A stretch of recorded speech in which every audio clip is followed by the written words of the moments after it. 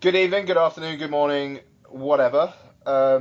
Welcome to episode 205 of Dude and a Monkey. My name is Ian Loring, and as always, I am joined by... Matt Foster, hello everybody. Indeed. Hello, everyone. On this week's show, we're going to review a film that not a lot of you probably went to see this weekend, but we Oh, did.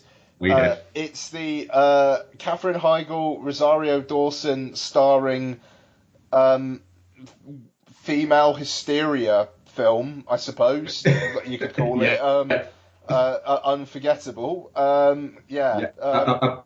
movie that is so prominent in UK cinemas at this moment that when I asked for a ticket for Unforgettable, the guy behind the counter at View didn't know they were showing it and had never heard of it, and actually said to me, I don't think we're showing that. I was like, you are, it's on at 10:50. Like, I've never heard of it, to be honest. That's amazing. Like, That's amazing. Do you know what? That doesn't surprise me, but I promise you, you are showing it. And then he went, oh my God, we are. Never even knew about that. Oh, that's wonderful. Okay. Well, we'll get into it. We're also, as part of our dedication to reviewing every single Adam Sandler Netflix film for some reason, we're also going to be covering Steve Brill's Sandy Wexler. Yeah. All 131 or 133 minutes of it. And we'll also do some what we watched and whatnot. Much been happening this week. The Jason Statham Rock Fast and Furious spin-off is go, it would appear. Yeah. I suppose the idea here is to franchise build and to build like a universe, a Fast and Furious universe. I think is what they're kind of plumping for. But it kind of feels a little bit like, do you know what? Is that going to end up kind of, I don't know, where do you go with the next Fast and Furious movie if you're going to have them on a little side mission? And it feels a bit weird. It does. I mean, I kind of think they're setting things up for, the next couple being the climax of the Furious films, and then they're going to start doing some other stuff. And just the fact that it's Statham and Johnson centric is fine. Yeah. That it's just like that will do. I would genuinely, as we kind of said last week, I would rather watch that than a Vin Diesel centric thing. I mean, fuck, give Michelle Rodriguez a more prominent role. I like her in those films, and yeah, she's certainly grown into a lot as she's gone on. She's stopped doing the snarling Michelle Rodriguez thing that she kind of built an early career for, and then people got a little bit bored of quite easily. Yes. She's definitely developed into a full-blown character, the range of emotions beyond kind of badass chick. Yeah, no, exactly that. So that would do. Just one thing. Are you recording? I am recording. Yeah. Just in case. Must apologise for last week as well, folks. So we were my computer hard crashed, and when it came back, it only recorded my side. I think it was. No idea why, but the computer was fully turned off and on again and whatnot. So we should be fine, but just in case. But yes, apologies. Anyway. Yeah. Well, what I did is I completely wiped off all the stuff on my computer and reinstalled the recorder, and I have a new mic as well. Oh shit! Did someone pay for it? Did they? No, they didn't. I paid for it. Oh, all right. Well, if anyone wants to PayPal Mark the money, I'm sure he'd appreciate it. If Yeah. anyone wants to PayPal me the money for a Nintendo Switch Pro controller, that would be fine. Anyway, sorry. But yeah, no, I am very, very up for it.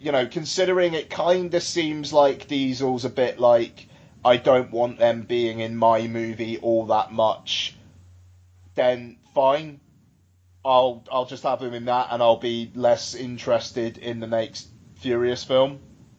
Yeah, it's a little bit strange how how that's kind of going, you know, because the question is, was the whole Vin Diesel and Dwayne "The Rock" Johnson kind of falling out, was that a publicity stunt or was it for real? Well, I thought it was at the time, considering like the subject matter of the film. I thought they were just kind of being quite playful with that, but it has basically come out that they just don't like each other, and it's no coincidence that those two in particular barely share any on screen time whatsoever through the film. I mean, they've got the bit at because The Rock gets called into the mission and Diesel's not there. There's the scene where they Diesel nicks the MacGuffin off of The Rock. In the bit where Diesel comes in with Theron, The Rock's on the floor to the side, might not have even been on set that day anyway. And then it's literally right at the end that they're back together again. Even though then again, that's kind of the same for most of the characters, in fairness. But yeah, it's a strange one. I mean, it's still done phenomenally well. I mean, it's going to pass $1 billion. It's not going to do $1.5 billion, but it's going to pass $1 billion. Yeah. It's going to be one of the biggest 3 or 4 movies of the year, without question. And it's not been as well received as the previous two, but it kind of feels like it's been a little bit more low key, this one, than the previous ones, in the sense that they've gone, do you know what?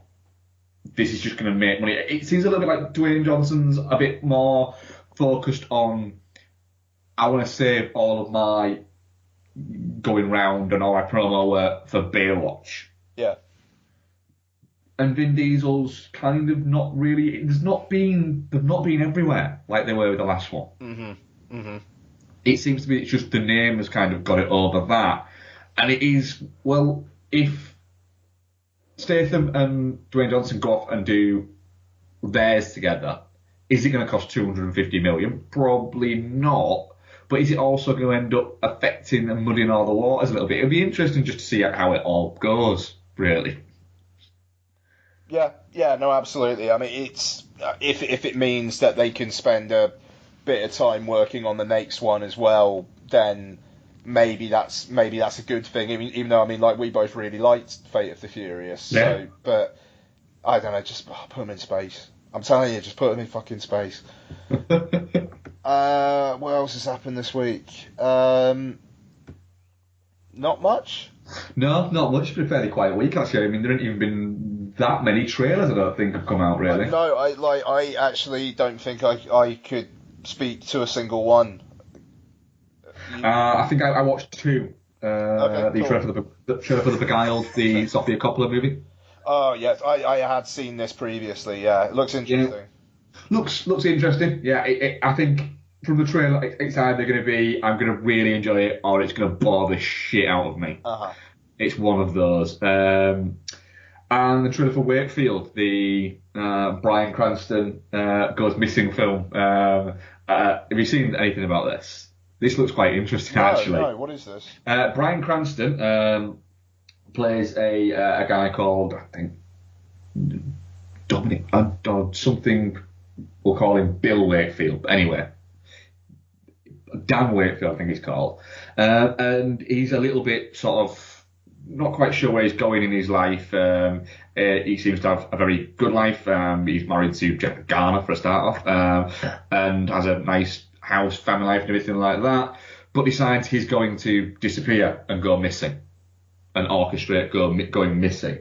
But what he's actually doing is, it appears like he's hiding out in the house across the road from his house, so he can actually see how his family and everything, all his disappearance, is having an effect on the world, his immediate world. So that looks like it could be something quite... It's a different approach to take something, so that looks intriguing, I'll say. But beyond that, yeah, I've not really watched anything. I don't think there's really been anything out. I think we'll maybe get some new trailers, I think, probably to go before Guardians next week. But You would have to assume so, wouldn't you? yeah, but I think it's all everything's kind of gearing up now towards the big push now. You know, it's the start of May, and you know we've got Guardians and then Mummy, and everything's kind of like rolling off quite quickly in the next sort of couple of months. And before you know it, it's going to be September, and we're going to start getting the sort of Oscar release. Oscar winners, yeah, Oscar ones again, yeah, and Yeah. the never-ending cycle continues. It does, yeah. It's really it's kind of sort of setting into that, which I don't know. It's good and bad. It's one of those things. I still find it quite a strange sort of setup with the way they're doing it, or a little bit. It's becoming a little bit too formulaic for my likings, to be honest. Yeah. It'd be nice for a film that gets released in, you know, for instance, Logan getting released in February. It'd be nice to think that could end up got a sort of troubling awards season, but you know it won't because people have forgotten about it by then. Or Detroit. I mean, it comes out in Detroit. August. You know what I mean? Like Hurt Locker, I think was similar as well. You know, and like Catherine Bigelow, funnily enough. But yeah, it would be nice, eh? Yeah, but hey ho, we're gonna get a lot of good movies, aren't we? So hard to complain too much. Indeed. Okay, so let's do this then. Denise Denovi's Unforgettable, starring Katherine Heigl, Rosario Dawson, and others. Don't think there's anybody. Fucking Cheryl Ladd. Is that Yes. her name? Yes. Yeah. Turns up as Heigl's mother, and wins probably best. Could there potentially be a sequel end scene of the year already, and it's only April? Oh yes. Yeah, it is. Like, You would hope there is. I just wanted to clap. I did clap.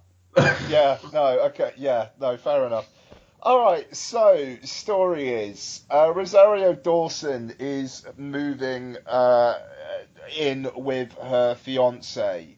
Fiancé has a kid with his ex-wife played by Heigl. When Heigl finds out that Dawson and husband character are getting married, Heigl goes from passive-aggressive to full-blown nutty.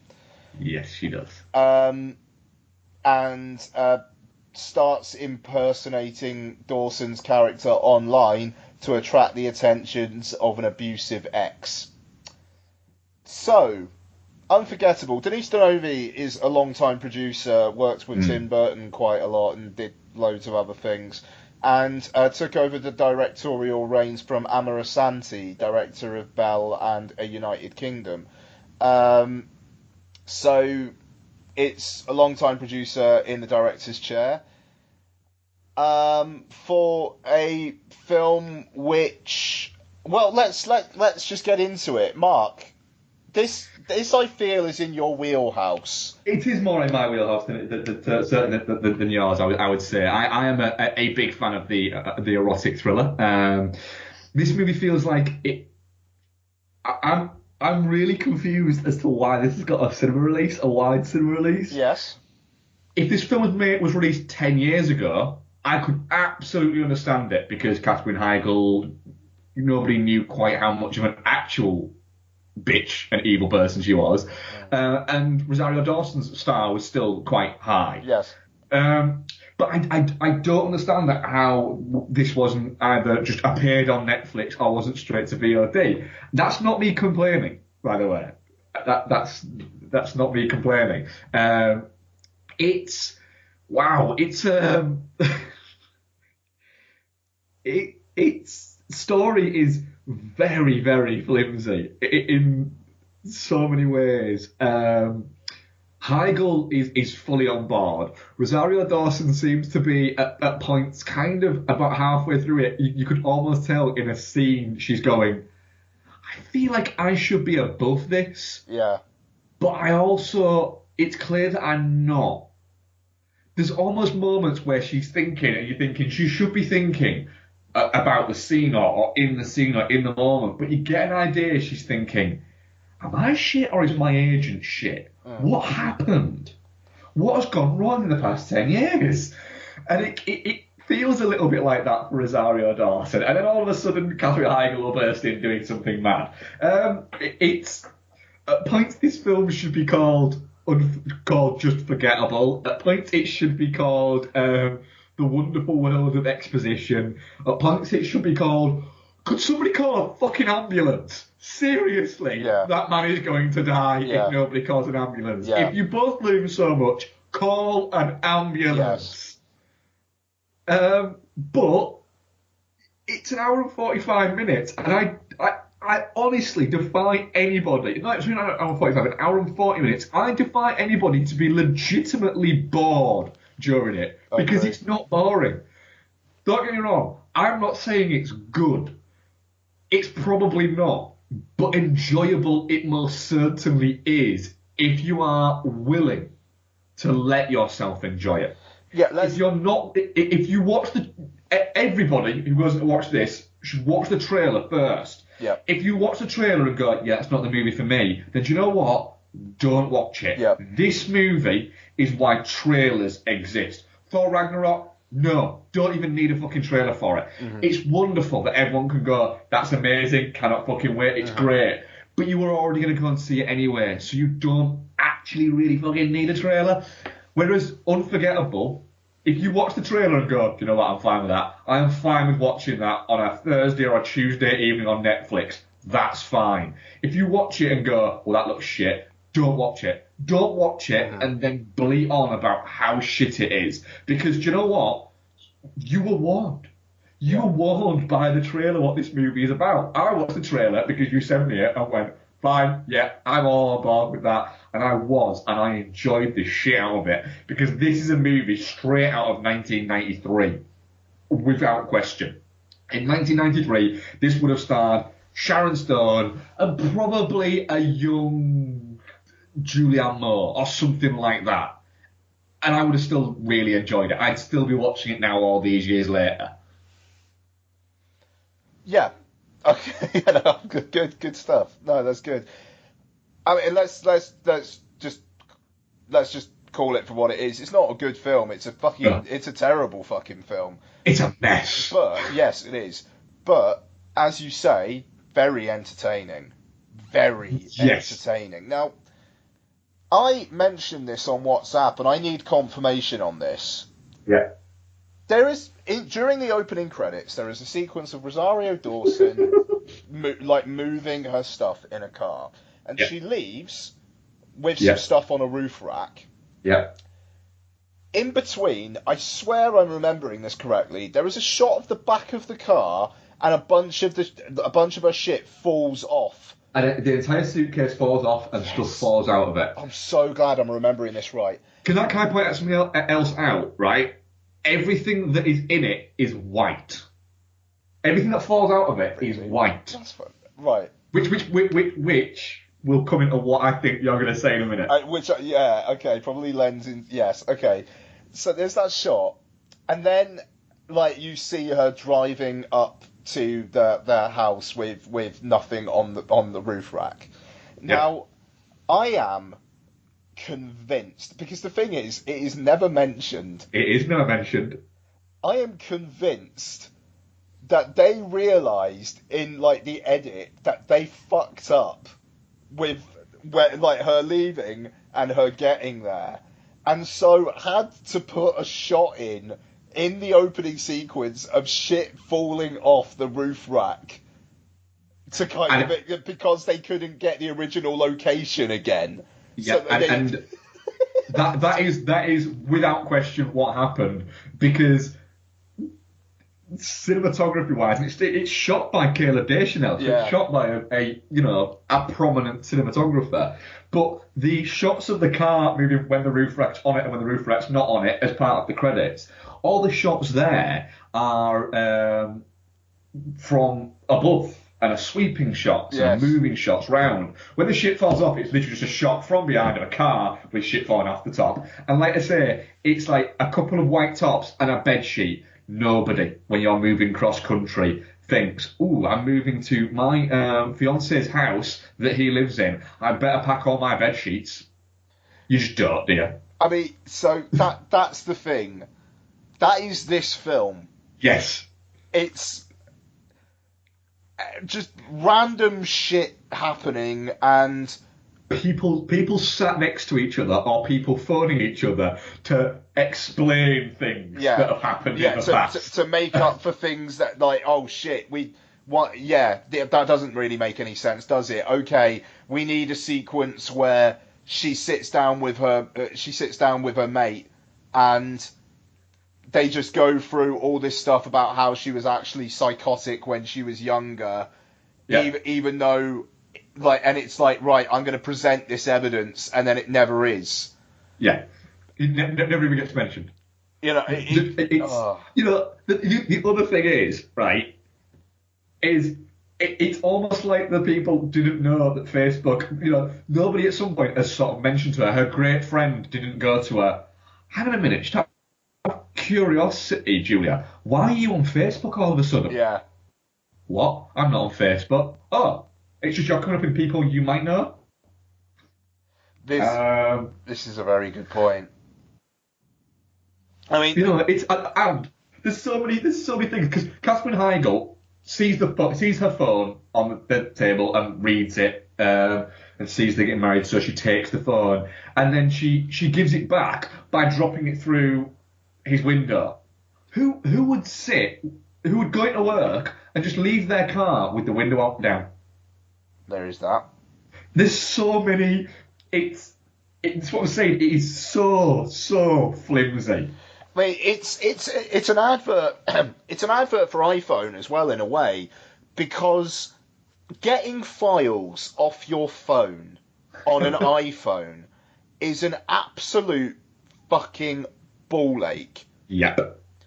With this, she just plugs it in, it comes up as an external drive, and it's like, right, I'm going to nick this photo out of there. Oh, there's a document with my restraining order against my ex there. Who keeps their birth certificate and the restraining orders on their phone? She'd have had to actually have scanned that document onto her phone. Why do that? That's incredible. And the other thing there is, there's so many just random weirdness about this. Like and you're gonna find my iPhone on now. It's like, you probably should have had that fucking on anyway. Yeah, quite. That's the thing, man. Like, if she just like went on her iPad or on her Mac and went, find my iPhone, it's at your ex's house. Look, it says it right here.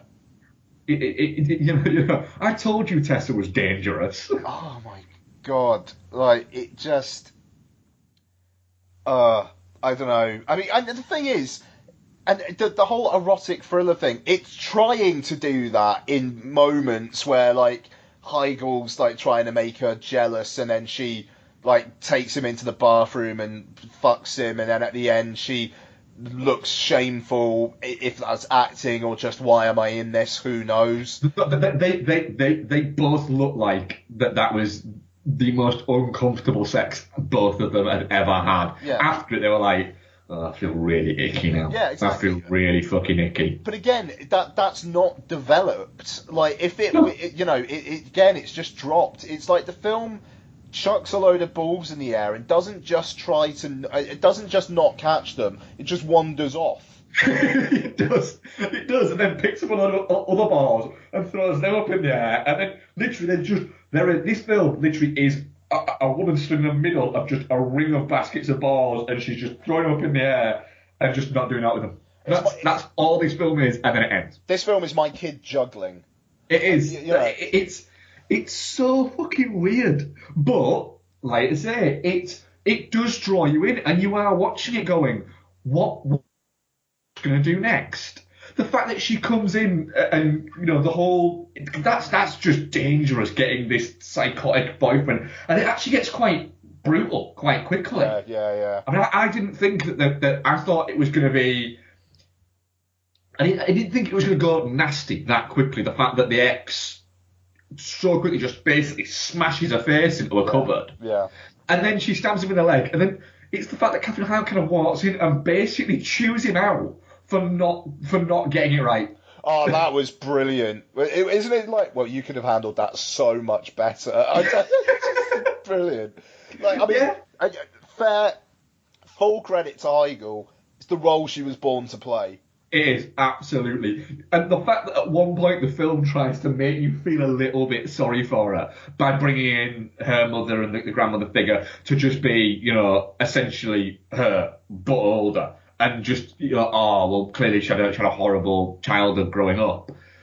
And but at no point do you feel sorry for her. But also at points with Rosario Dawson, you kind of look at it and go, you could be handling this a little bit better, actually. You are so playing into her hands. No, and then you've got the husband character, David, who you're just kind of going useless. Yeah, really? Do you just attract mad bitches? Yeah. Yeah. No, I mean, the thing is, there was a lot of laughing in my screening, but people kind of seem to be with it in is this trying to be shit kind of way. Like, I said out loud, at the end, there is the bit where Rosario Dawson has the knife pointed at Heigl, and Heigl walks into it. And I actually said, just put it down.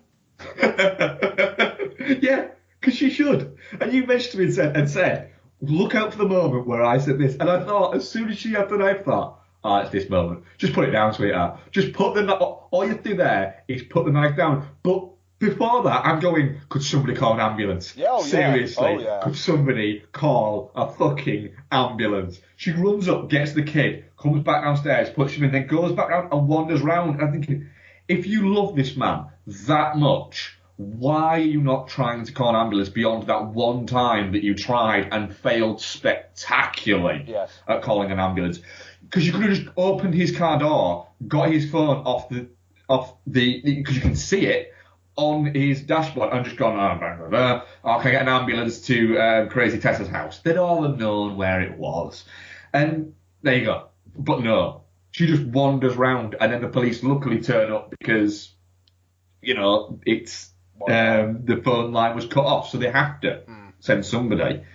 But also, as well, I mean, remember, we are all spoilers all the time, guys. And I think we've kind of given it away already, but we do always say we're all spoilers all the time.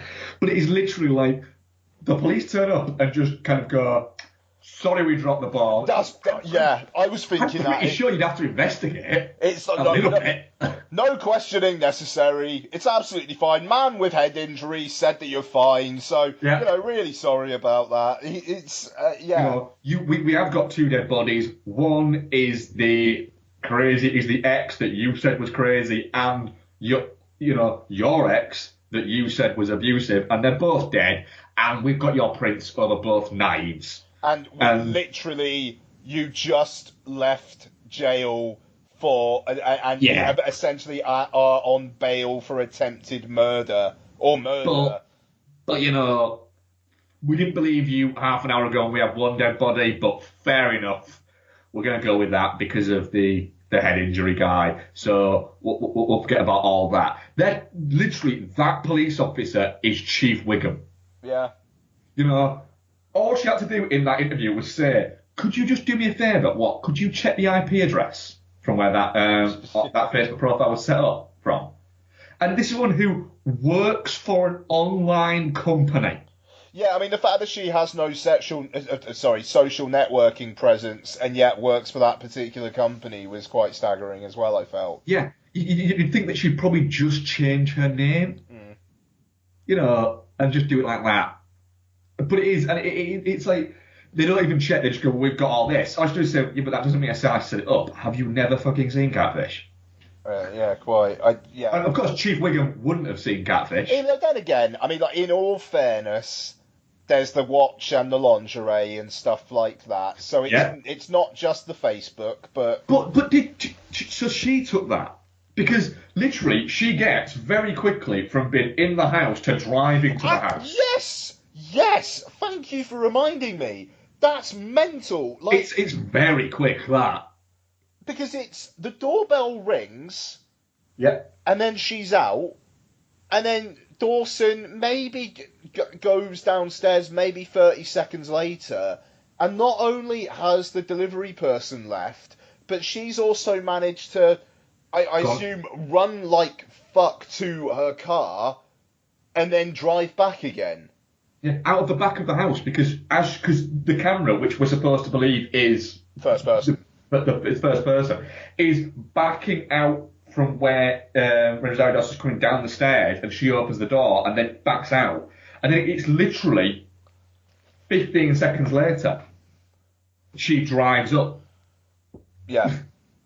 It's not that the film's badly directed, because in some ways it's quite well directed, because you are wanting to know what's going on. It's just a bizarre movie.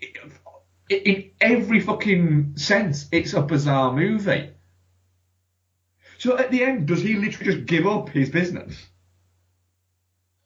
Yeah, because he says, like, I'm so sorry, I'll do anything I can to make it up to you or whatever, and then it's pretty much, alright, well, move back to San Francisco with me, and yeah, I suppose he does. Yeah. Even because the thing is, what was the point of that ending as well? Because did they really, really think that there was going to be, like, there was a chance of a sequel where it's the same shit happening again, and the husband, like, believing Cheryl Ladd over his wife again? I will very much doubt that there won't be a sequel for this. I think they'll get a sequel. Shut up. No, they won't. I do. It's one of those. Right, for a start off. There's no way this gets a sequel. There is no. I will bet you money. I think this will, and these are the reasons why. This film should not exist in the first place. Not only should this film not exist in the first place, like we've previously said, this film should not be on wide release, right? It is mad that all happens. It's just a continuation of the madness that this film will get a sequel. It'll make no sense that it'll get a sequel, like the fact that there's 3 Cruel Intentions movies, but it will happen. It might not star Rosario Dawson, but I just got a feeling that it will happen. But you know what? I don't think it's shit. I think I'm even above touching cloth. My God, man, I can't go that far. I'm comfortable with touching cloth, but if you want to say definitely not shit, then good for you. I am. Do you know what? I think I am gonna have to say definitely not shit, because I had a fun time with this movie. I enjoyed it, and do you know what? I'll watch it again. I know I'll watch it again. It's going to be on Netflix before the end of the year. We all know that. And I'll happily watch it again with Bex one night and say, "Oh, unforgettable. Let's watch that." And she'll go, "Didn't you say it was shit?"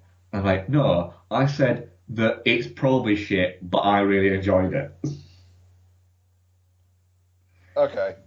Oh, and so what are you on it? Because I think I'm definitely not shit. You touching cloth? I'll go, yeah, touching cloth. I'm not going to call it definitely shit because I had a good time watching it, but I can't in good conscience really recommend it unless you've maybe had some drinks. Well, this is shit. It looked good, with what I'll say. It looked nice. It looked better than I expected it to look. Yeah, sure. Well, yeah, it's Caleb Dasher now, isn't it? Do you know what? It looked better than Girl on a Train. Yes, it did. Yes, it did. Because that looked like an ITV fucking drama. This looked like a straight to VOD movie. Yeah. But our audience, definitely not shit, 25%. Okay. Touching cloth, 50%, and shit, 25%. How many votes do we get? 4. Okay, alright, fine. Fair enough. So 2 people thought it was alright, 1 person liked it, and 1 person thought it was shit. Nice. Do you know what? That should be fucking. That should be on the poster, on the DVD when it comes out. That would be fine. Yeah, no, God, could you imagine? Could you imagine? Yes, definitely not shit. Good and monkey. Well, I saw a DVD or a poster or something the other day that had a poster. The quote pull was just from Letterboxd. Really? Yeah, I can't remember what it was. It wasn't like a prominent movie or anything like that. But the bottom it just said, unmissable, Letterboxd. I thought, it even saying who on Letterboxd. Just said Letterboxd. Well, I mean, I don't know, maybe some people don't know what Letterboxd is and just think it's some sort of publication or something. That's funny, though. Yeah. Oh, dearie me. Right. I suppose we've got to do this now, haven't we? Yes. The latest Adam Sandler Netflix film. Reminder, Adam Sandler in his statement when he signed the Netflix deal said that he wanted to sign with Netflix because it rhymes with wet chicks. He's back with Sandy Wexler, which stars him and Jennifer Hudson and Kevin James and others. Many. Terry Crews. Rob Schneider. Yes, Rob Schneider as Farouz. Because what we need is Rob Schneider playing a foreign character. And there's cameos. So there's so many cameos. Yeah.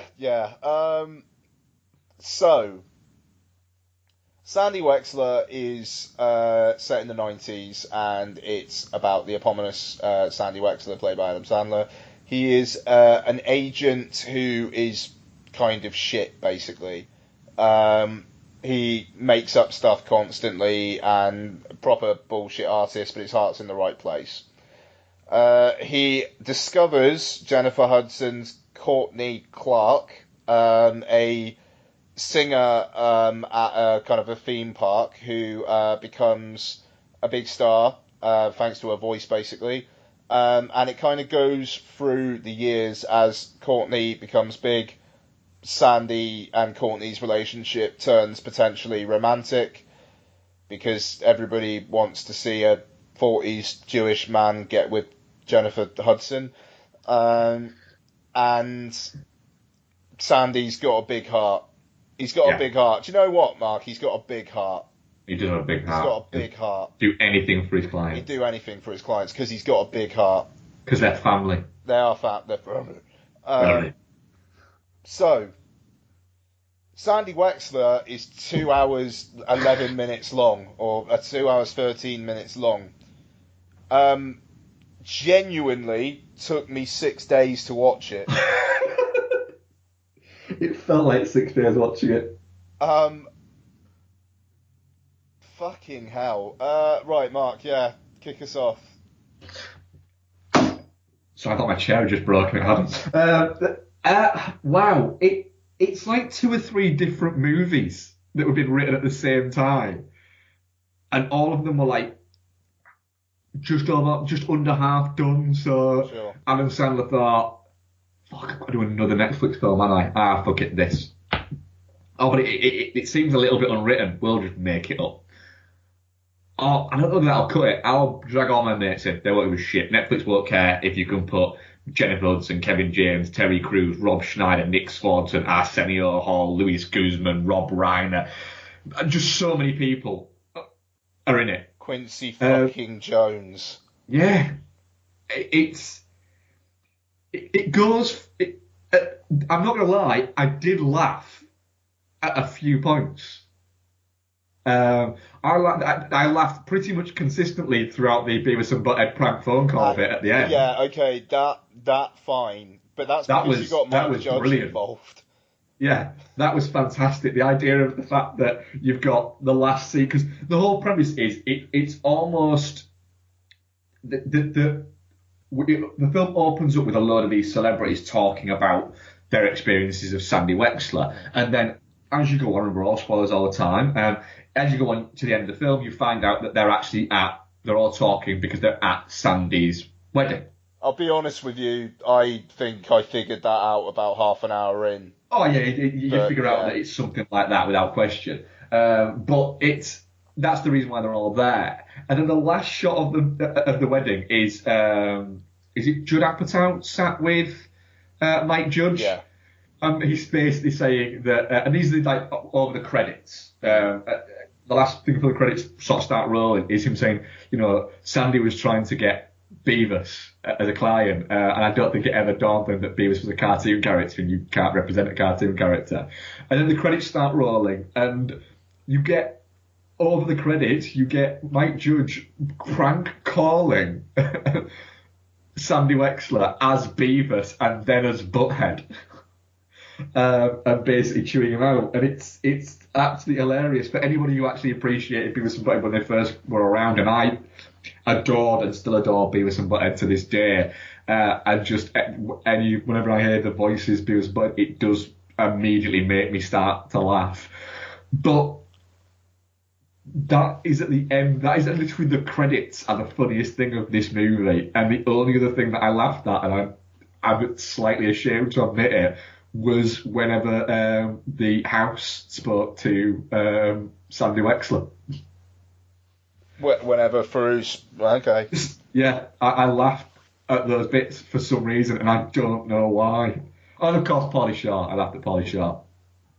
Actually, yeah, there's a bit where Pauly Shore, like, they say something to him at the wedding, and he stands up and he's like, you son of a bitch, or something. I don't know.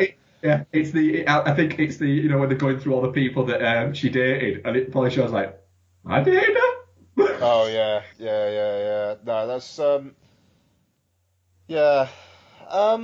It just, the thing is, I don't remember hating the Ridiculous Six, and I don't remember hating the Do-Over. We actually I remember we actually said the Do-Over was perfectly fine. Yeah. Yeah. This is. I don't know what it. I don't know what it is. Like you say. I don't even think it knows what it. I don't think it knows what it is as it's going along. It's right. It's not that long ago, is it? 2011, Grown Ups was out and did spectacularly well at the cinema. Right. And it's almost like Adam Sandler said to everybody, "Oh, I've signed this deal with Netflix." And sort of Kevin James and everyone went, "All right, okay. So what happens?" And he went, "You all have to come with me." And they went, "Oh, okay. Shit." Because Kevin James just turns up and you watch it going, do you know what? Kevin, you're shit, and you are shit, and you are Fat Man Fall Down. But I even think that you're a little bit better than this. And Terry Crews, you're better than this. We get it. You're mates with Adam Sandler. But is he that good a mate? Yes, no, quite. I mean, God, the man's in Brooklyn Nine-Nine. He doesn't need to be in this. I don't think. It shows a tremendous amount of loyalty from a lot of people. Yeah, no, totally. Which, I mean, Adam Sandler must be a really nice guy in real life. And apparently from sort of stuff where you hear people talk about, apparently he is a very nice guy. Where's the Milo Ventimiglia thing come from? Because he's in a few of the Adam Sandler movies. Yes, I just don't see where the connection. You wouldn't be surprised if he just lives next door with him. It kind of feels like Netflix just go, look, here's $25 million, do whatever. Did this cost like $60 million? Shut the fuck up. Did it? No, it can't have. It cost about $60 million. Sure it did. Did Ridiculous Six cost near $100 million? The thing is, God, at least that thing had some locations. Yeah, this is literally just shot at someone's house. I mean, fuck me, man. And I mean, it's just most of it is two people talking. Maybe with some people in the background or something. It's almost like a collection of vignettes. Yeah, it is. I mean, I don't know. Hudson and Sandler have no chemistry together whatsoever. I mean, what? Nope. Who the fuck thought that was a good idea? It's supposed to be like a love through the ages kind of thing, and it's really, his character is not in this. How is he even really that nice a guy? He just lies to everyone, which I know is the point of the fucking story at the end. But how? I don't get why she likes him before then. It's. The thing is, he's not necessarily a bad guy. He's just. He makes no real sense. No. And it's really fucking weird, and it's quite dark in places. Oh You've God, got when Mr. fucking Buttons hangs hangs himself, and then himself. the little puppets hang themselves as well. Yeah. And then you've Yeah. got Jane Seymour trying to fuck him in front of her dying Oh husband. God, yeah, and the makeup is really like that guy's just old and decrepit and basically a corpse. Yeah, And and it's then he flips, oh the corpse flips, it dying, he flips at the bird, and yeah, she calls him pervert. yeah. It's it's so weird. The thing is, it just does kind of feel like little Nicky-ish Yeah, well, Sandler. that was Steve Brill, wasn't it? Yeah, I think it was. Just completely improv-y. We've Yeah, got letting this. Sandler do a voice for an entire movie. Yeah. It shouldn't. It should be something he does occasionally in his movies. And I'm sure he's done the Sandy Wexler voice in a movie. And of course, apparently Sandy Wexler is based on Adam Sandler's actual manager. Sure.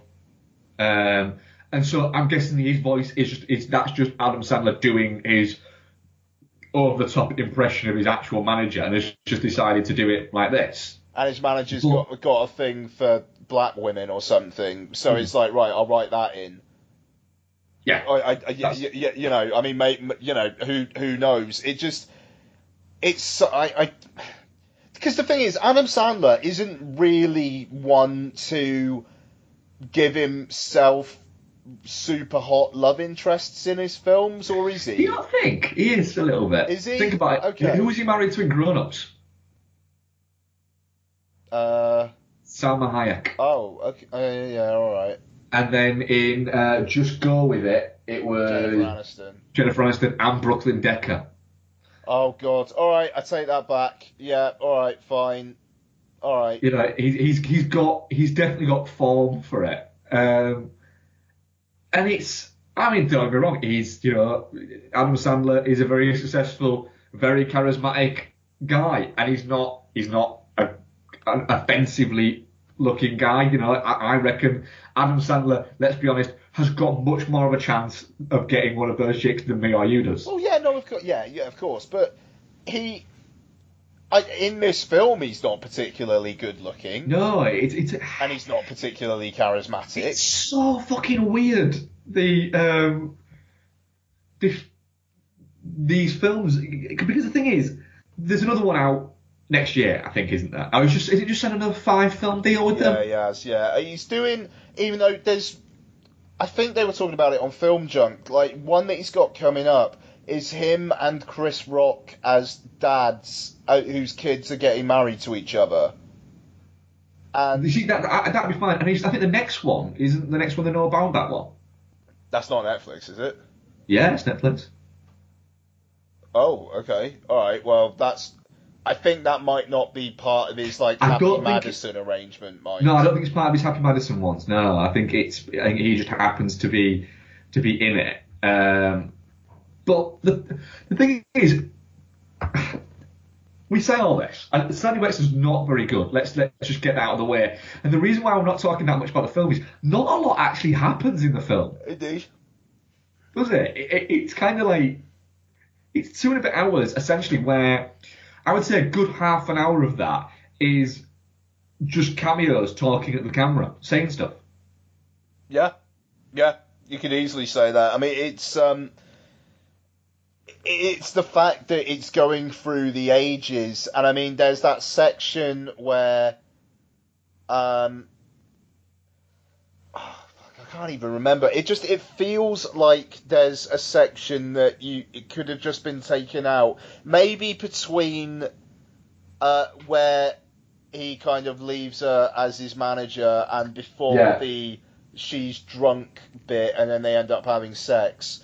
I swear there's a section in between there that just did nothing. It's like, just take that out. It was a montage of him being down.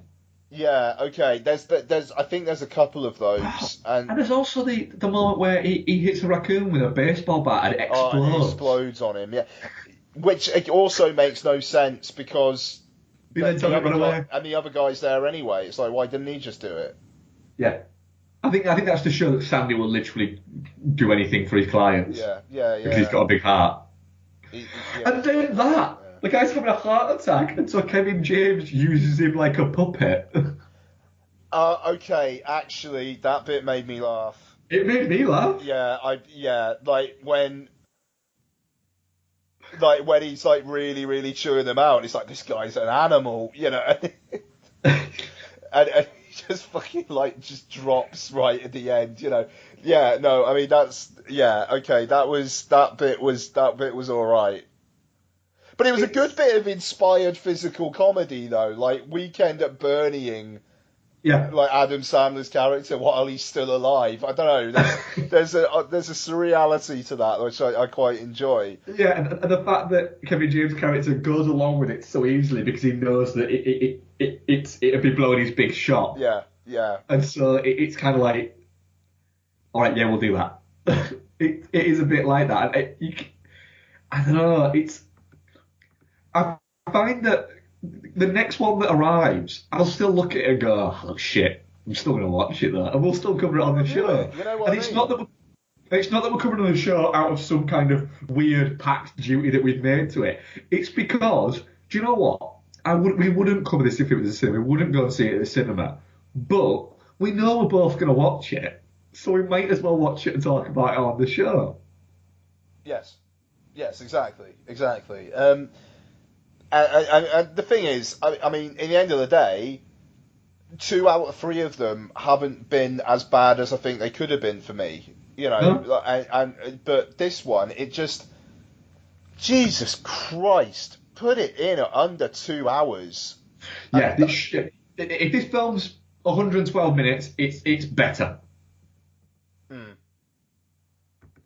Yes. But it's not. Yes. It's really, really long. Definitely shit. Yeah, it is shit. I feel a little bit bad from saying that, but it is definitely shit. We'll try again next time. Okay. Audience. Oh, sorry. Yes, go. Definitely not shit. 29%. Okay. Touching cloth 0%. Okay. Shit 71%. Okay. All right. Fair enough. How many votes? 17, I think. Okay, fair play. All right, cool. Okay, so let's do some what we watched there. Mark, what have you got? I've only got a couple. I've been crazy busy with work. I've kind of been having to watch like an hour's worth of things. So I blasted through the first 3 series of Silicon Valley because that starts again tomorrow. Show really fucking holds up. Actually gets better the more I watch it. But I have watched a couple of movies. I watched How to Lose Friends and Alienate People. How'd that go? Well, it's the second time I've watched it, and I didn't like it the first time I watched it. And I don't know why I decided to give it another go, but I did.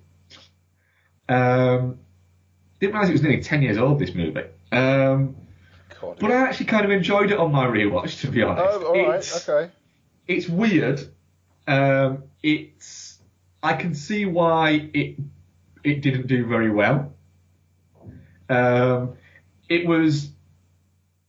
It's a good cast. Simon Pegg, Kirsten Dunst, Danny Houston, Gillian Anderson, Jeff Bridges, very early Max Minghella role in it. Mm-hmm. But it is all over the place, and already feels quite dated, and it's only 10 years old. But it does feel very much like the sort of thing that Simon Pegg was doing around that time, and it was like, right, this is what's going to help me crack Hollywood. Even though it is a British film, it does feel like this is going to, it's about Hollywood, it's going to play well in Hollywood, and then it didn't. Some of it's funny, most of it's not. I wouldn't run out to give it a rewatch, is what I'll say. Fair enough. I don't think I'll ever watch that film ever again. Yeah, you don't need to. Cool. I've seen it twice, and that's probably 1.5 times too many. A film that I did rewatch that I will recommend people rewatch, though, is the other thing that I rewatched this week. I rewatched The Proposal. Quite like this. Yeah, starring Sandra Bullock and Ryan Reynolds. A movie that I went to see in the cinema on my own. Yeah, I test screened it on my own. Did you? Yeah.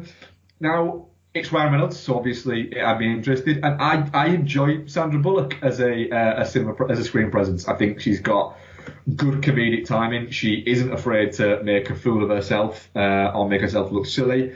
And they have a great chemistry and bounce off each other. So I'm guessing a lot of people either know the story of this or have seen it. But the kind of the gist of the proposal is Sandra Bullock plays Margaret Tate, who's a editor in chief at a publishing company, and she is a complete workaholic bitch that everybody despises, and Ryan Reynolds plays her assistant, who puts up with all of her shit, all because he wants to be an editor like she is at some point, and that's his dream.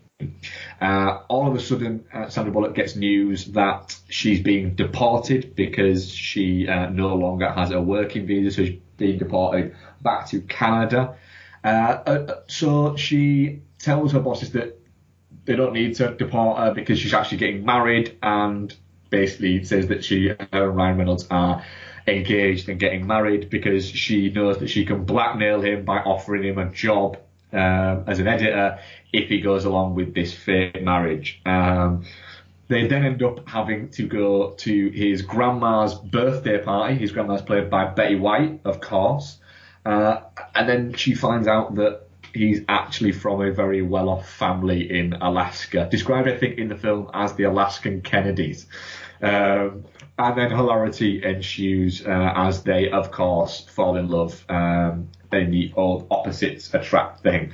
But yeah, it holds up. It's still funny. It's still them both sending each other up quite well in it. It's your standard rom-com fare, but as I always say on the show, is when a rom-com's done well, it's a good genre when it's done well, and here it is done well. It focuses more on the comedy than on the romance, and Ryan Reynolds is a very good comedic performer, as is Sandra Bullock. So it wouldn't surprise me if in the future this film gets a little bit more retro looking at it, because of the fact that Reynolds is more getting actually Reynolds has been quite good in stuff that he was doing to prop up the fact that he just couldn't get a fucking comic book movie to land for him for all those years until Deadpool came along. But yeah, it's the length of time that a comedy should be. It's in 108 minutes, and yeah, I thoroughly enjoyed it. But that's basically all I've watched this week, so I'm hoping you've got a bit more. I've only got 2.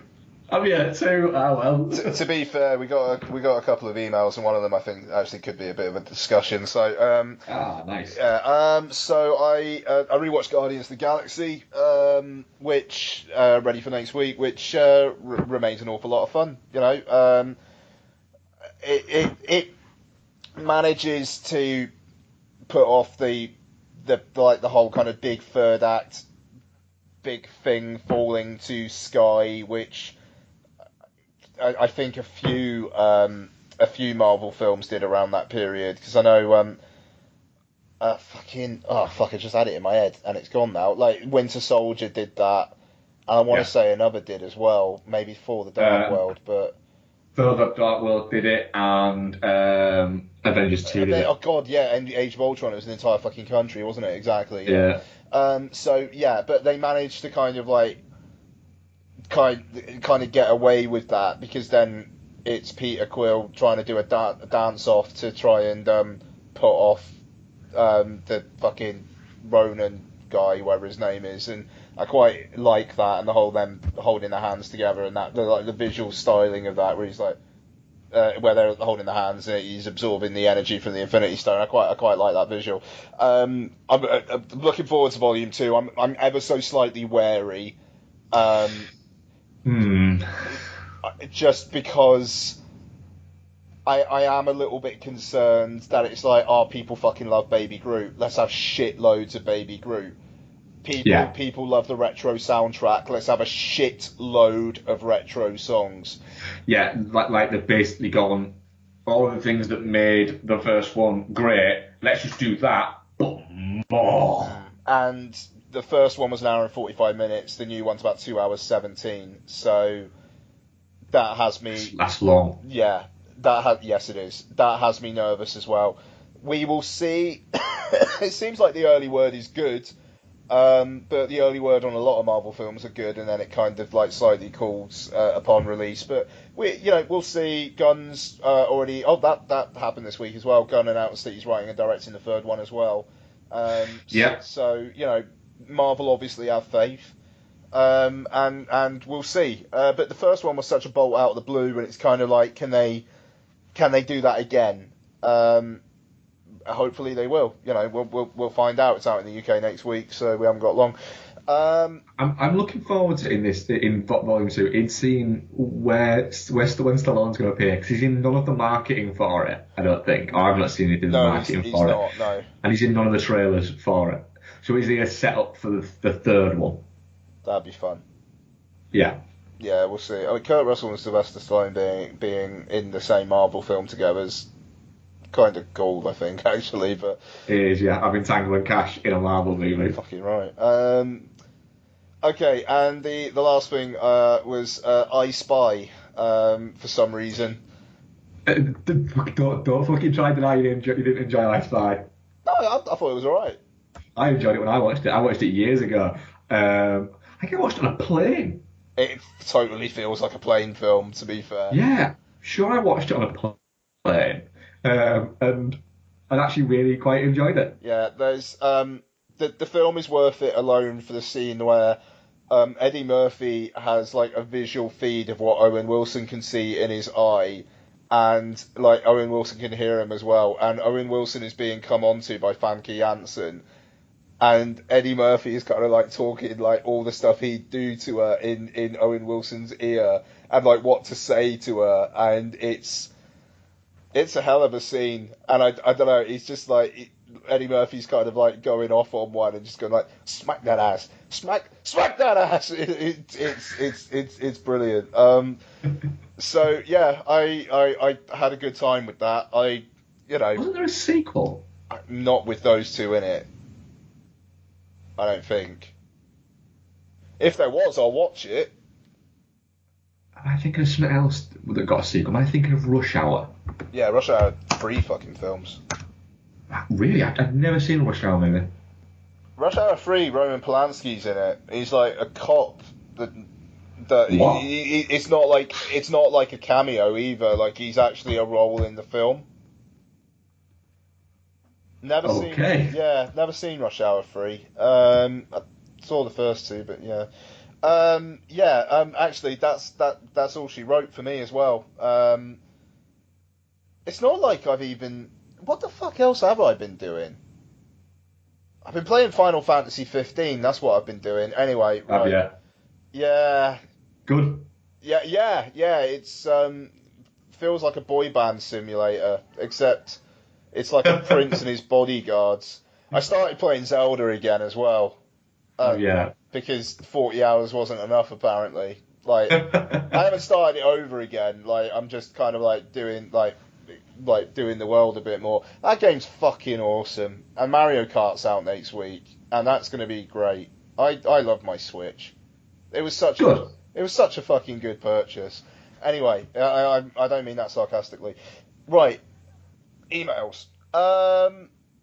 So I think the second email got cut off last week. It was very quick anyway.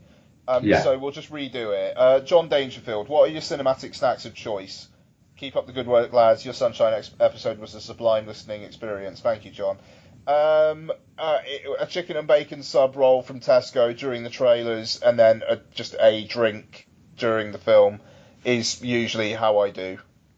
Yeah, and mine is I don't like to eat in the cinema. I will occasionally, like I said, for what I will do if I go to the city screen. Incidentally, I thought I was going to go to see Unforgettable at Real Cinema, which would have been horrendous because they're a terrible cinema chain.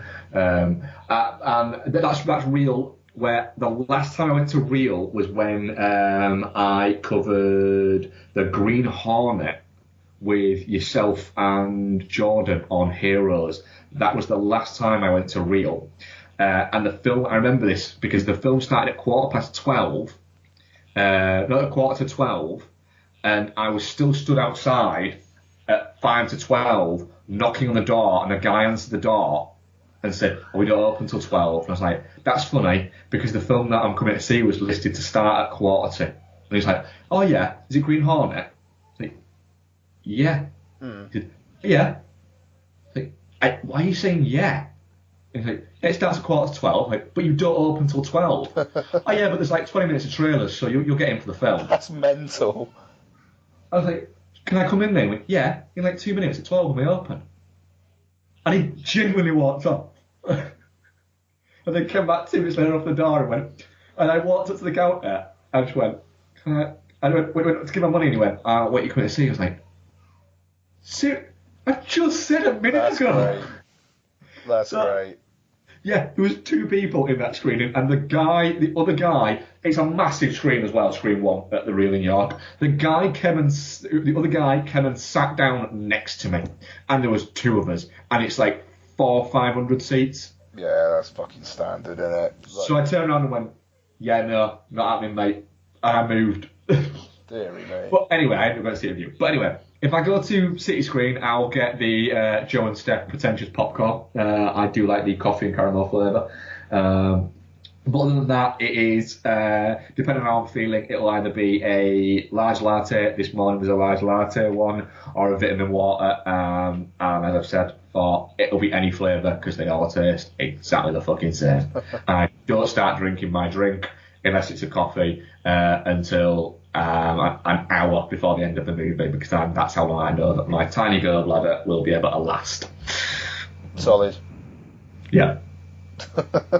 Okay, so we've got an interesting one here from Marcus Izu. So he says, "Hi lads, as we head into the blockbuster season, give us a box office prediction for these films using either massive hit, break even, flop, massive flop." Ooh, cool. Yes. Okay. Guardians 2, massive hit. Massive hit, yeah. King Arthur, Hit. I don't think it's going to be a flop. What is it? It's massive hit, break even, flop, massive flop. break even. I'm going flop. What I'll say is, why wasn't that released this week? It's a very good point. That just seems tailor-made for that audience. Why is it coming out a week before Alien Covenant? Why is it coming out in the US a week after Guardians of the Galaxy? It is. It's almost like they're setting Guy Ritchie up to fail every single time he releases a movie. Do you know what? That film looks mental. I'm really looking forward to it. I'm very, very there for King Arthur. I am. Yeah. From what I understand, it goes some fucking weird places. Nice. That'll do. Yeah. Alien Covenant.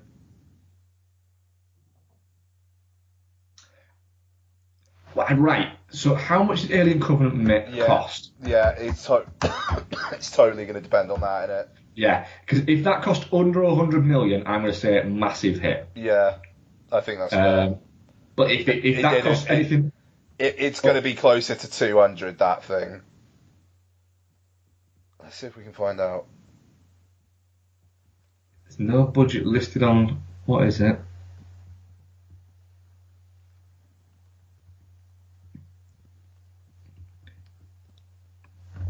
Because that film, I think is going to make around about. Because it's because Prometheus was a 12A, wasn't it? Yes. No, 15. Was it 15? Yeah. Prometheus did really well, didn't it? Prometheus made big money. Prometheus cost 130 million. And made 400 million. I think that's going to be. I think Alien Covenant's going to be a hit. I don't think it's going to be a massive hit. I think hit comfortably. I'd be surprised if it was anything less than that. Yeah. just having the Alien name in it alone will guarantee a certain amount at this point, I think. Absolutely, yeah. I just, and also the fact that it almost seems like they're apologising for Prometheus with it as well. And Scott's past few movies have been good. Yeah, Been really good. Yeah. You know, he's in form at the moment. Quite. So yeah, no, I think hit. Like, I'm still nervy about it though, but you know, we'll see. Baywatch. Massive hit. That film's gonna be fucking huge. So are we talking like massive hit is if it makes, say, 5 times its budget as opposed to 3 times?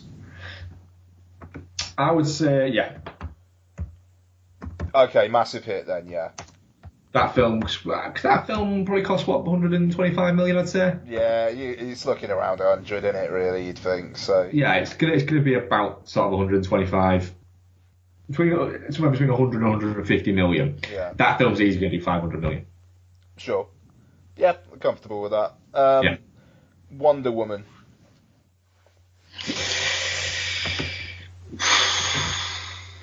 I'm going hit. I'm hit. I don't think it's going to bomb. I'm going hit. Yeah, I don't think it's going to be. I don't think it's going to be massive. No. Like, to be honest, it just, yeah. We'll see. The Mummy. That's the one that I think could fail. Yeah, I'm tempted to say break even. I think it could break even. I don't think it's going to be a hit. I think that could break even. Spider-Man: Homecoming. Hit, but not massive hit. I'm going massive hit. I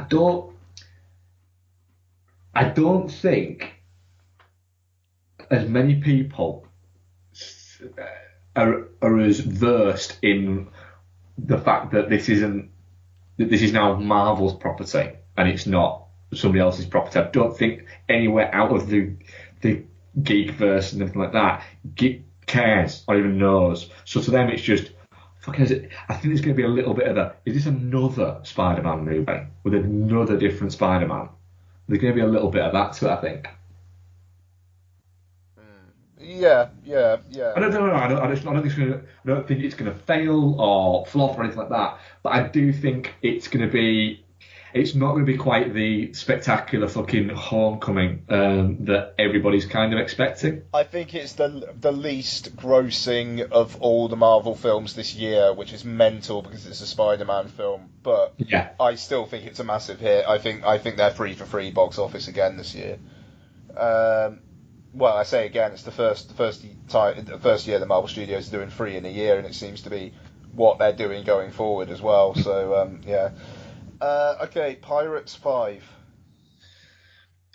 Massive hit because for some reason they always are. Yeah, I suppose you don't speak to anyone that's ever seen them at the cinema. The only thing is, the last one really was ages ago. It was, yeah. It was 6-7 years ago. I was still working in the cinema when the last one came out, and I left in January 2012, so yeah, 2010, 2011. Yeah, massive hit for some reason. Planet of the Apes 3. Well, War for the Planet of the Apes.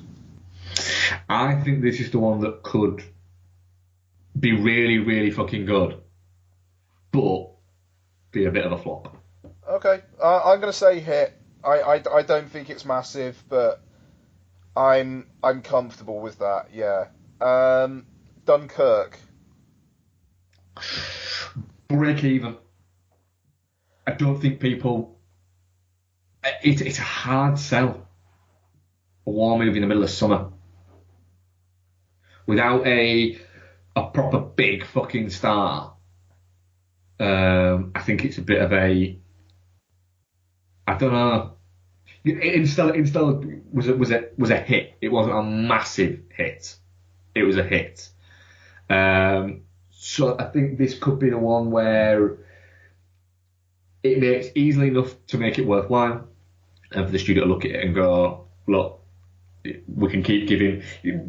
Nolan's going to keep getting the amount of money he needs to make his movies because he's got so much fucking credit in the bank, and he's clever with things. He's he's not one of those filmmakers who doesn't know how to play the game to an extent with these things. So, you know, he knows there's going to be a little bit of interest in the fact that Harry Styles is in it. He knows that that's going to make a little bit of money. And yeah, you've got a lot of people bitching and moaning about it, saying they won't see it because Harry Styles is in it, which I think is a little bit fucking weird and I don't get it. But hey ho, each to their own. But I just think that one could just probably break even, but be a critical darling. So I'll go hit. I'll go hit. But yeah, that's it. It's not. I'd be stunned if Dunkirk like suddenly did like $1 billion. But I could see it doing like 500, 600 million, which I think would. It's about 150, 160 million budget, I think. Yeah, so if it did like 600 million worldwide, I think they'd say, yeah, okay, cool. Yeah. Okay, The Dark Tower. Ball. Flop. Yeah, I'm thinking flop. Maybe not massive flop, but after all the fucking like, oh, there's going to be movies and there's going to be a TV series in between and blah blah blah. I would not be surprised if it made more. It was supposed to be out in February and it wasn't.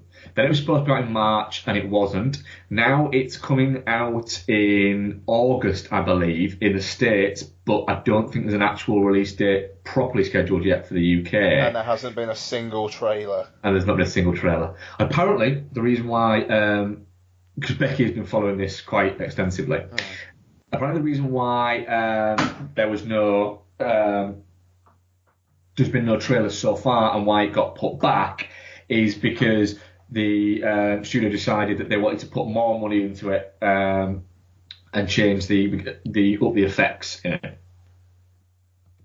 to polish it up, which could be one of two things. It could be that they've gone, do you know what?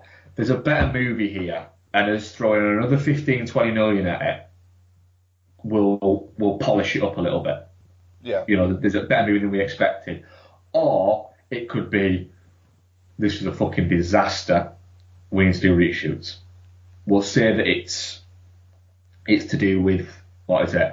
Also, you've got a hard sell selling to the Stephen King fans because you've got Idris Elba playing Roland Deschain in it, and addressing the elephant in the room. Roland Deschain is described as being like the man with no name, so a Clint Eastwood character, and you don't need three guesses to kind of guess where that might kind of look a little bit strange. Sure. Don't get me wrong, it could work really fucking quite well, you know. When was the last time a Stephen King character was changed from being a white Caucasian guy to a black dude in a film, and it kind of worked last time? So, you know, I'm looking forward to it. I hope it's going to be really good because Becky's really looking forward to it because, you know, the Dark Tower books are a big thing for Stephen King fans and a very lasting thing for Stephen King fans. But I just have a feeling that it's a really hard sell. Yeah, I agree with that. Yeah, trailer's going to be very telling, I think, for that. They're really going to have to knock it out of the park. Yeah. Okay, Blade Runner. Hit. Yeah, without question. Thor Ragnarok. I'm going to go massive hit. Yeah, massive hit. Yeah, that thing is easily doing nearly $1 billion, if not $1 billion. I think it could do $1 billion. I think that's going to be the biggest Marvel film of the year. I'm saying Guardians, but I wouldn't be surprised. Yeah, I think it's that. I think it's Thor. Okay, and finally, Star Wars. Massive flop. Massive flop. No one gives a fucking shit anymore. It's fucking boring. Here, but that does raise a question, right? Massive hit, by the way, but yeah. Yeah, massive fucking hit. Right. So, James Cameron appears to be still telling everybody that he's making What is it? 5 Avatar sequels? It's 4. It's 2019, no, 2020, 2021, and then 2023 and 2024. And he's releasing them when? Like I'm pretty sure they just got dated, and the first one's 2020. It's 11 years after the first one. And he's releasing them in December. Yeah. So he's seriously going to try and go up against Star Wars. Well, episode 9 will be 2019, and I wonder if they would actually go like straight episode 10 in 2021. Yeah. It does kind of feel like December is now Star Wars, though. That feels pretty entrenched. And do you know what? Even as a non-huge Star Wars fan, I'm fine with that. Yeah. I'm fine with Star Wars being the Christmas movie everyone goes to see. But nobody's actually asking for these Avatar movies. There isn't going to be 5 for a start off because the next one's going to bomb. That'd be nice. And it just feels a little bit like, shit, I'll get off the fucking pot. Stop telling me how big your fucking dick is and showing it. It's that with James Cameron. It is, you are stalling because you don't have any ideas. Because you don't have this next little wave of technology like you've done amazingly throughout your entire career. He has done fantastic. He has been at the forefront of technology and futurist filmmaking.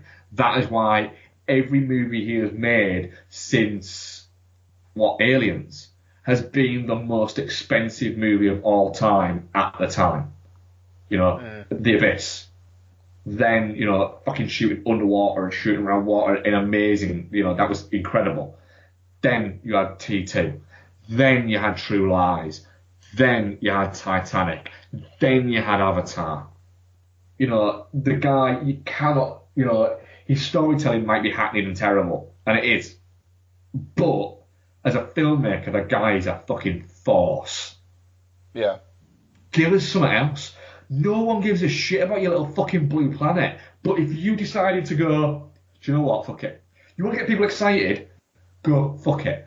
I'm not going to do these 5 Avatar movies. And if you don't want to do an original movie, do a fucking Terminator. Because that'll get everyone interested. Yeah. That'll get everyone going, really? Fucking yeah.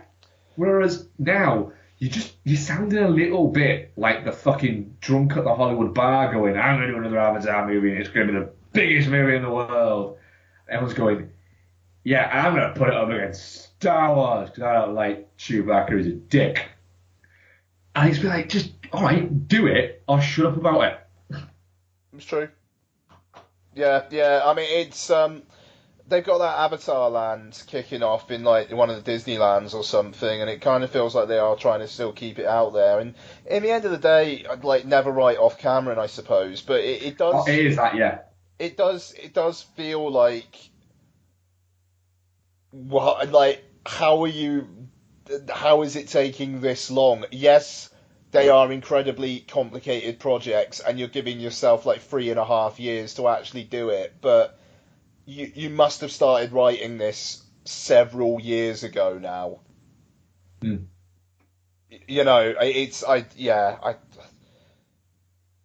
I could not give less of a fuck about an Avatar sequel if I tried.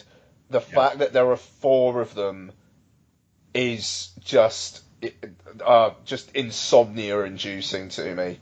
Start actually talking about it when you actually start fucking shooting number 2.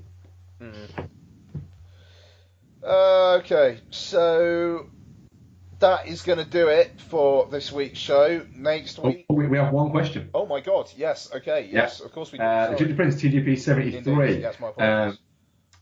We will actually get to the combined Dude and the Monkey top 20 films. We will, top 10 films. Oh, God. We will get to that. We haven't exchanged lists yet, but we will do that in the next couple of weeks. Might be next week, it might not, might be the week after. All depends on how our lives go. But Steve has asked us, you've been handed the job of providing the Carry On franchise. What's your first film and who stars? I don't, and fuck you, Steve. I've never understood what is it, but I'm going to call it Carry On Brexiting, and it's going to star Ray Winston and Danny Dyer. That would, yes, that will do. And it's just them going on Moss and going fuck it off for an hour and 45 minutes. Yeah, sounds about right. I didn't enjoy that question. Or other than that, as an actual serious one, it'll probably star David Tennant and Toby Jones, and someone, probably Sheridan Smith. And it'll be directed by, I don't know, the guy who directed, what was his name? He used to direct Men Behaving Badly. It'll be directed by him. And it'll do impossibly well at the British box office, and Americans won't understand what's going on. Yeah. Yes. That is what will happen. There'll be a load of cameos from people who were previously in them, and everyone will go, who was that? But I do know that Steve does like the Carry On movies, doesn't he? God, does he? All right. Well, I'm pretty. I might be fucking talking broken biscuits here, but I'm pretty sure I've seen him reference them and mention them. And fuck it, we all have our little fucking quirks and things that we like that we maybe shouldn't. And there's that. I will say I have watched a couple over the years. I think there's like 30 odd of them. I think in that. Yeah, there's a bunch. And I have watched a couple over the years. It's not for me. It's not my type of comedy. But do you know what? You don't get to make 30 odd movies of something without there being an audience there for it. So indeed. It's not my stuff whatsoever. Is Carry On. So there you go. Yeah, let's move on. Sorry, Steve. Okay, so next week it's Guardians of the Galaxy Volume 2. We may or may not be joined by Noel. We'll see how that goes. It's a long bank holiday weekend, though, so I'd like to think we'd be able to make it work somehow. That's going to do it. So, episode 205 of Dude and the Monkey, I've been Ian Loring, he's been Mark Foster, and I believe we are out. Bye.